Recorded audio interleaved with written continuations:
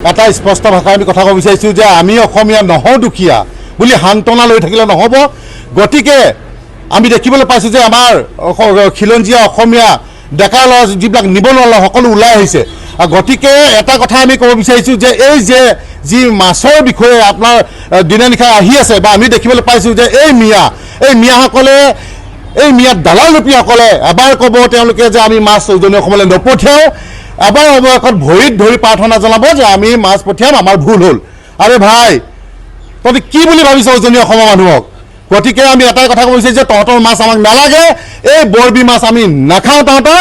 আৰু তহঁতৰ ওপৰত আমি মুখ্যমন্ত্ৰী ডাঙৰীয়াক এটা আহ্বান জনাইছোঁ যে ইয়াৰ ওপৰত এটা উচ্চ তদন্ত দিয়ক, আৰু যিসকলে এই বৰবী মিলাই পেলাই আমাক মাছ খুৱাই আছে, তিলকে আমাক মৃত্যুমুখলৈ ঠেলি পঠিয়াই আছে, এইসকলৰ এটা উচিত তদন্ত কৰি গ্ৰেপ্তাৰ কৰিব লাগে।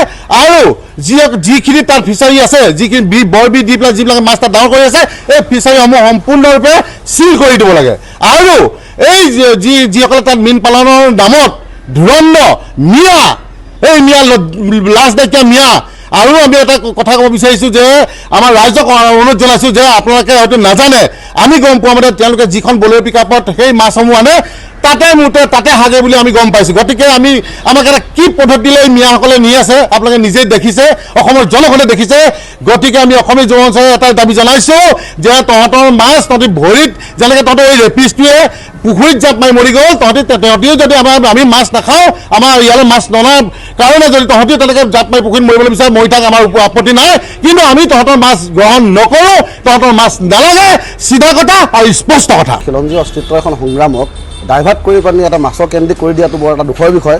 আৰু জানো যে জাতিটোতকৈ মাছ কেতিয়াও ডাঙৰ হ'ব নোৱাৰে। আৰু নগাঁৱৰ ব্যৱসায়ী সন্থাই যি সিদ্ধান্ত লৈছিলে যে উজনিলৈ মাছ বৰ্জন কৰিম, আমি তেখেতক ভাল পাইছোঁ, আদৰণিও জনাইছোঁ। কিয়নো এই ধৰণৰ ইউৰিয়া দিয়া মাছ আমাৰ মানুহ খাই স্বাস্থ্যসন্মত যি হ'ব লাগে তেনেকুৱা কোনো কথা নাই, সম্পূৰ্ণ এক ৰোগী হৈছে। এইখিনি ক্ষেত্ৰত আমি টাইম যুৱ পৰিষদে আগৰ পৰা সিদ্ধান্ত ল'ম ভাবি আছিলোঁ, কিন্তু লৈছোঁ যদি ভালেই হৈছে। তেখেতলোকে অনাগত দিনত আমি ভাবোঁ যে এই উজনি অসমলৈ এই মাছ সম্পূৰ্ণ অহাটো বন্ধই হওক। আৰু যদি তেখেতলোকে বন্ধ নকৰে আমি শিৱসাগৰবাসী উজনি অসমবাসী সকলো দলংগঠন লগ লাগি বন্ধ কৰা সিদ্ধান্ত লৈছোঁ। আৰু লগতে আমাৰ গাঁৱৰ প্ৰতি ৰাইজৰ প্ৰতি এক আহ্বান যে গাঁৱে গাঁৱে ধুনীয়াকৈ লৈ ফুৰা মিহি মাছকেইটা আমাৰ গাঁৱৰ ৰাইজসকলে বৰ্জন কৰক। কাৰণ তেখেতে ঘৰে ঘৰে হোম ডেলিভাৰী দিয়া নিচিনা মাছখিনি গৈ লৈ যায়, ধুনীয়া মাছ দেখি পানি ঘৰতে কাটি বাছি দি ঘৰত বনাই দিয়া নিচিনা এটা ব্যৱস্থা কৰে। সেইখিনি কিন্তু গাঁৱৰ মানুহ সজাগ হ'বলৈ বৰ্জন কৰক। আৰু টাইম যুৱপতে এইখিনি ক্ষেত্ৰত সকলো সময়ত চকু ৰাখিব।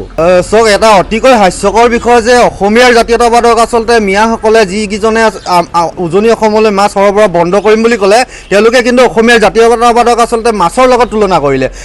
আমি তেওঁলোকক ধিক্কাৰ জনাইছোঁ। আৰু লগতে এটা কথা, তেওঁলোকৰ ওপৰত বিহিত ব্যৱস্থা হ'ব লাগে, তেওঁলোকক তদন্তৰ আওতালৈ আনিব লাগে। যিহেতু এটা বাৰে প্ৰতি এটা অভিযোগ উত্থাপন হৈছে যে তেওঁলোকে বিভিন্ন ধৰণৰ ৰাসায়নিক দ্ৰব্য প্ৰয়োগ কৰি আচলতে খুব কম দিনৰ ভিতৰতে এই মাছসমূহ ডাঙৰ কৰে।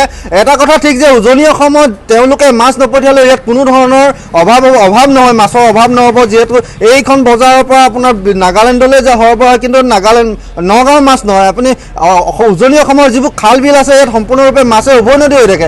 সেয়ে কিন্তু তেওঁলোকৰ ওপৰত বিহিত ব্যৱস্থা হ'ব লাগে আৰু সমগ্ৰ বিষয়টো তদন্তৰ আওতাত আহিব লাগে। যিহেতু তেওঁলোকে এই যি মাছৰ লগত যি আমাৰ জাতীয়তাবাদক আচলতে তুলনা কৰিলে, ভেঙুচালি কৰিলে, তেওঁলোকে বৰ্তমান নেগুৰ পেলাই দিছে। নেগুৰ পেলালে যে আমি ক্ষান্ত থাকিম সেয়া কিন্তু কেতিয়াও হ'ব নোৱাৰে। আৰু যেতিয়ালৈকে আমাৰ অস্তিত্ব আচলতে সংগ্ৰামখন, যেতিয়ালৈকে আমাৰ খিলঞ্জীয়া অস্তিত্ব ৰক্ষাৰ এই যি যুঁজখন আমাৰ চলি থাকিব, যি পৰ্যন্ত আচলতে অনাদি অনন্তকাললৈকে আমাৰ এই যি অধিকাৰ, আমাৰ ভূমি অধিকাৰ, খিলঞ্জীয়া ৰাজনৈতিক অধিকাৰ আচলতে সুৰক্ষিত হ'ব লাগিব। যিকোনো খবৰৰ বাবে যোগাযোগ কৰক 7099017330 অথবা 7099017990 নম্বৰত।